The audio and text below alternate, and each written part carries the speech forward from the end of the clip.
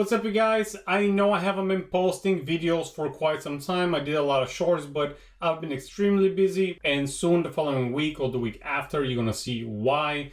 Airbnb is done, ready to be listed. I signed another deal. I became a president of an HOA association and much more. But let's get on with today's topic.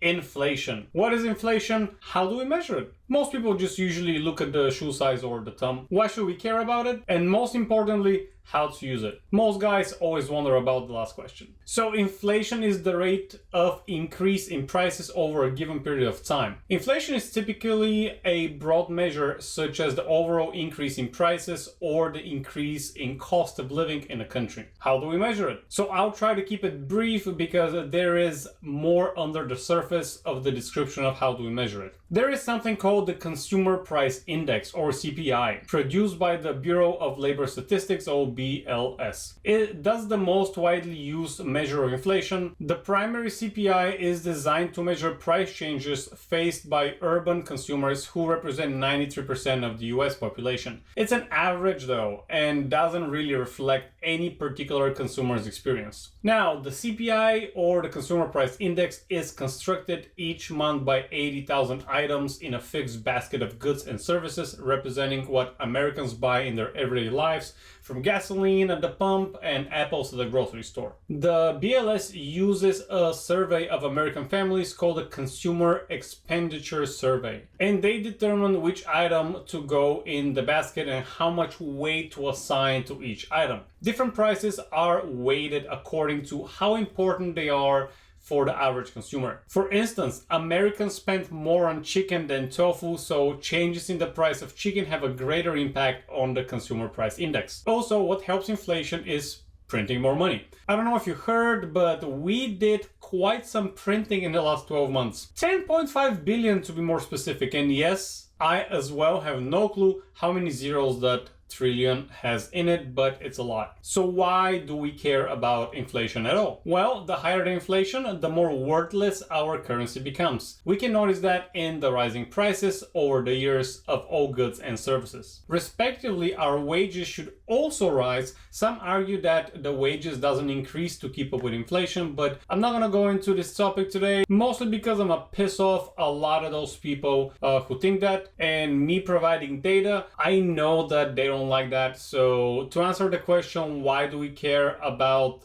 inflation? I will ask a question. As an answer to this question, I'm going to ask a question back. Why do you think the United States of America hasn't repaid their World War II loans yet? If your interest is less than the inflation, then you're basically repaying less than what you borrowed. This is how in my country of Bulgaria during the 90s, after we swiped left on communism and we allegedly became democracy, a lot of people used a specific strategy and became millionaires very, very quickly. I don't want to say overnight, but over a couple of months. If you guys are still watching, I'd love to hear your opinion on this topic. And if you like content like this, make sure to let me know by subscribing and liking the video, or leaving an angry comment how much you disagree. Like I said, I love reading those. How to use inflation. So since we know that inflation will make the currency more and more worthless, how can we take advantage of that? Let me give you an example. If we owe somebody $100,000 on 1% interest, we know that the average inflation is 2% per year. Would we be in a rush to return that loan? Maybe now we understand better why America is not in a rush to repay the WW2 loan. When inflation beats the interest rate, we want to repay the loan as slow as we possibly can. Regarding to real estate, when I first got my first property, I wanted to pay it as fast as possible, but after I learned about inflation and how to use it, now I want to repay my loan as slow as humanly possible, because today's money are way more valuable than future money. On average, every 20 years, a dollar is being devalued by half, if we assume 2% per year of inflation. This is why if we buy a house today and the mortgage is, say, $1,000 and rent is, say, $1,800, in 10 years, rent will most definitely go up, but the mortgage you're paying will remain the same. What about 20 years or 25 years?